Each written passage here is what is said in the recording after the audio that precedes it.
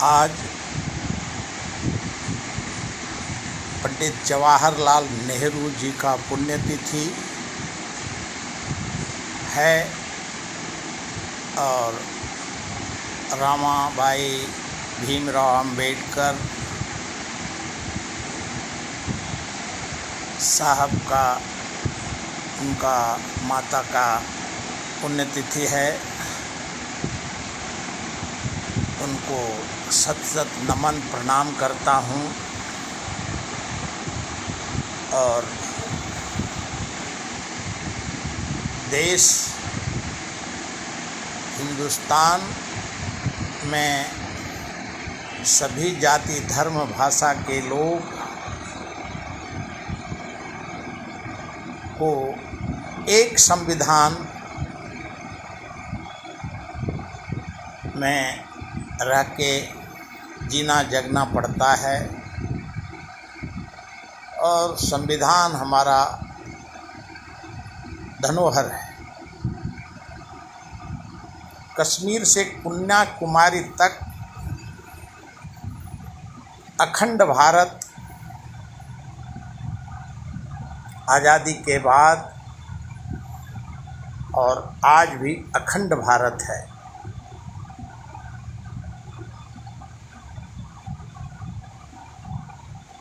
अभी सिंधु नदी के विवाद पे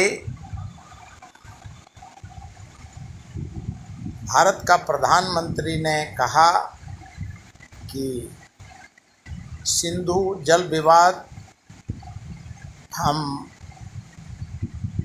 पाकिस्तान को पानी नहीं देंगे और पूरा विश्व उस पे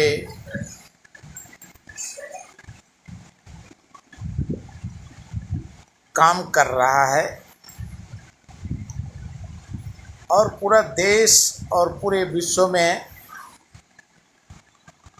राजनीति के साथ कूटनीति के साथ हर देश अपना अपना व्यापारीकरण का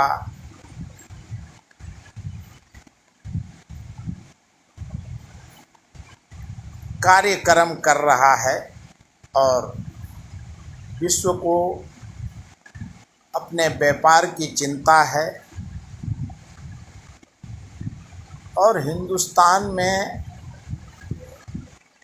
हर जाति धर्म को और राजनीति का चिंता है और चिंता होना भी चाहिए,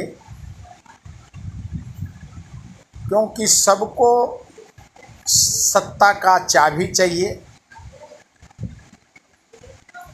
और उसके लिए दुनिया का बहुत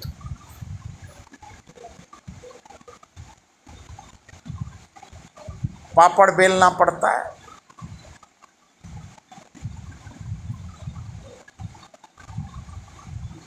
आज़ादी के बाद से लेके 2014-15 का जो वैश्विक कर्जा हिंदुस्तान पे था वो 64 लाख करोड़ था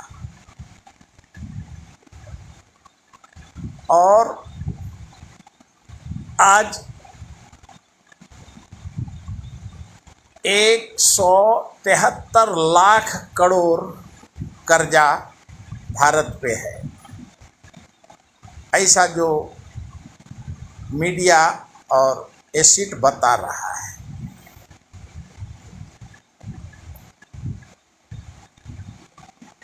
26 मई को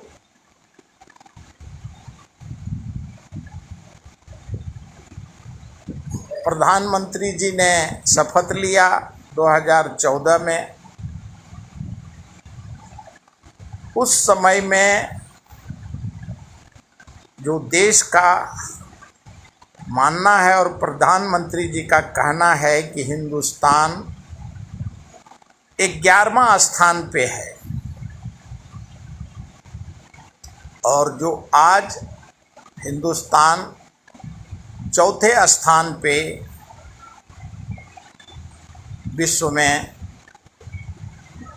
है। ये खुशी की बात है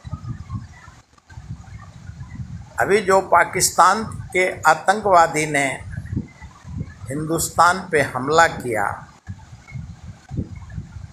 सबसे विचार करने वाली बात है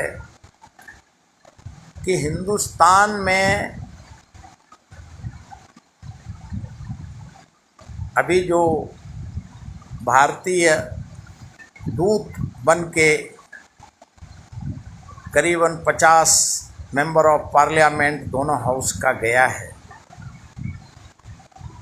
और जो विश्व के सामने में चाहे अरब कंट्री हो या अमेरिका हो, और गर्व होता है ओवैसी जी जैसे member of parliament, Shashi Tharoor जैसे वेटरन पार्लियामेंट, आरिफ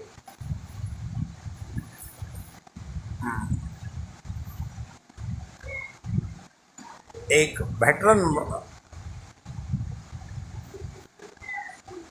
कांग्रेसमैन, जो मैं नाम याद नहीं आ रहा है उनका, नहीं, वो विदेश राज्य मंत्री हुआ करते थे कांग्रेस के वक्त में, वो भी डेलीगेशन में गए हैं।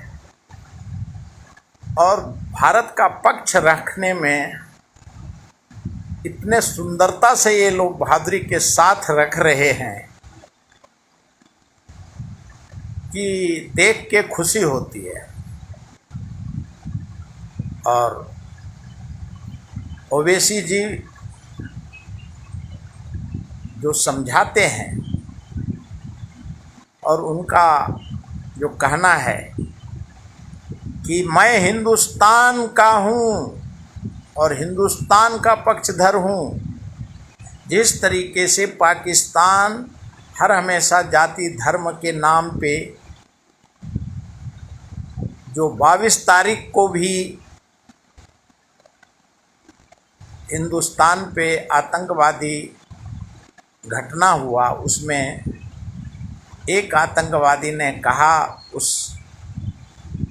उसके पति को मार दिया और पत्नी को बोला जाके तुम्हारे मोदी जी को बता देना, और पूछ पूछ के मारा जाति धर्म का। लेकिन ओवैसी जी ने बहादुरी के साथ जवाब दिया कि हिंदुस्तान का मुसलमान इस्लाम को मानता है, और वो कैसा इस्लामी देश जो आतंकवाद का फैक्ट्री बना के रखा है। अभी और देश में जो मदरसा है, ईद पे मोदी जी ने सौगातें ईद पे दिया था उन्होंने।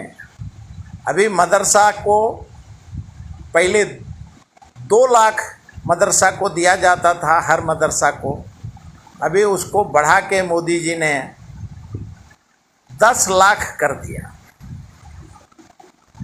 और उसका कारण है कि हिंदुस्तान आज सर्वांगीण विकास के ओर बहादुरी के साथ बढ़ रहा है, और कोई भी विदेशी ताकत हिंदुस्तान को तोड़ने में सफल नहीं हो, राजनीति में सफल नहीं हो। इसके लिए मोदी जी ने सभी जगह अपना आंख गड़ाए बैठे हैं, और सब जगह का जवाब वो बहादुरी से दे रहे हैं। बीच में मणिपुर का दुर्घटना वैश्विक हुआ, पूरे विश्व ने कहा कि वहाँ जो महिला को नग्न अवस्था में घुमाया गया या उनकी हत्या हुई, पूरे विश्व ने मांग किया, और पूरे देश विदेश पक्ष विपक्ष सब ने, मोदी जी ने वहाँ के मुख्यमंत्री को, बीजेपी के मुख्यमंत्री होने के बावजूद भी उन्होंने उसको स्टेप डाउन करा दिया। इसके लिए कोई भी बदनाम करने का कोशिश करेगा तो उसको मोदी जी जवाब देने में सक्षम है। अभी महंगाई पे, बेरोजगारी पे लोग बात करते हैं,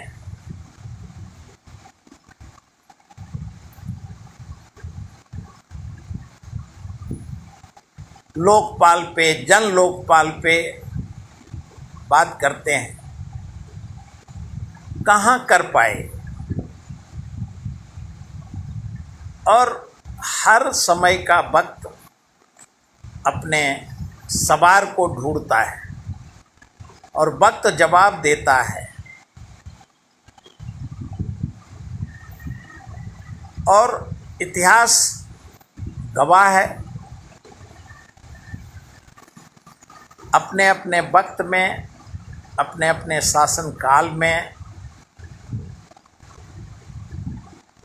जो 78 साल में फैसला लिया गया है, उसको कितना भी विरोध करे या सराहना करे,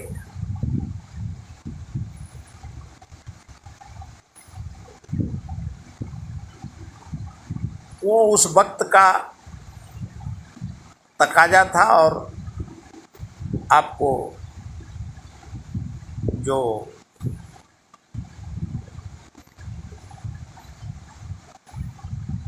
उस समय में स्वागत भी हुआ है। अभी अरुणाचल प्रदेश में ऐसा दिख रहा है, जो मीडिया पे ही दिखा देता है या फेसबुक के माध्यम से, अरुणाचल प्रदेश में हर गद्दी और नदी का नाम बदल बदल के चाइना इंक्रोचमेंट कर रहा है। भारत का सेना और मोदी जी इतना सक्षम हैं कि हर इंक्रोचमेंट का जवाब मोदी जी देने में सक्षम हैं और वो देंगे। जिस तरीके से पाकिस्तान को उन्होंने चना चबा दिया, चाइना को भी नहीं बख्शेंगे। अगर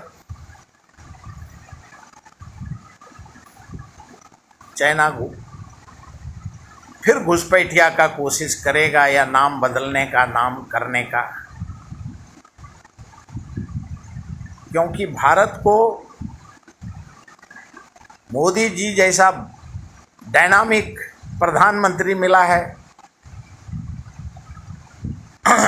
और चाइना को बख्शेंगे नहीं।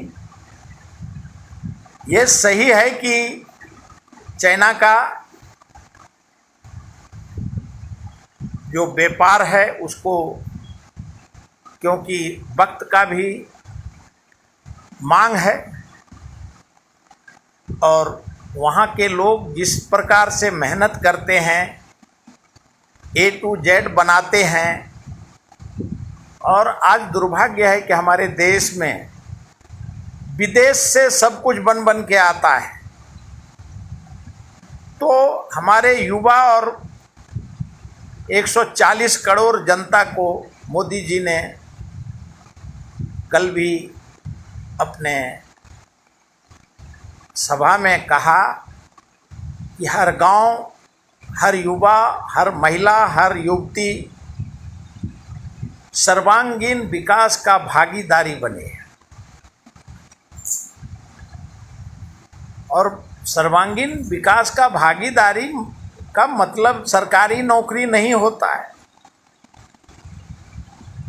आप हर गांव में, हर गली में, दिल्ली में, देश के विकास में कुछ भी आप बनाओ, छोटा से बड़ा तक। पार्लियामेंट में अमित भाई शाह ने बोल दिया कि हर काम करने में युवा को शर्म नहीं आनी चाहिए। गलत क्या है? जो चीज़ हम करेंगे उसी से हम बड़े व्यापारी बन सकते हैं, कामदार से नामदार बन सकते हैं। और हर आदमी को देश के सर्वांगीण विकास और देश से बड़ा कोई नहीं है। हमारे हिंदुस्तान का संविधान सर्वोपरि है और पहले भी था, आज भी है। और सत्ताधीश अपने अपने वक्त पे अपने अपने उम्र के हिसाब से आते हैं, जाते रहेंगे, लेकिन हमारा संविधान, हमारा हिंदुस्तान अपने स्थान पे रहेगा। नहीं हमारा कोई संविधान बदल सकता है, नहीं हमारा हिंदुस्तान कोई बदल सकता है। और हमारा विश्व में भारत का ईमान है। नेहरू, गांधी, अटल बिहारी वाजपेयी, राजीव गांधी, इंदिरा गांधी, नरेंद्र मोदी का शान है, सम्मान है, ईमान है। और हर भारतवासी को अपने धर्म, कर्म, ईमान पे, संविधान पे विश्वास करने की ज़रूरत है। और हम किसी देश से और कोई हमें गुलाम बनाने का कोशिश करेगा तो उसको मुंहतोड़ जवाब हमारा प्रधानमंत्री और हमारा देश का संविधान उसको देगा। और पहले भी दिया है, आज भी देगा।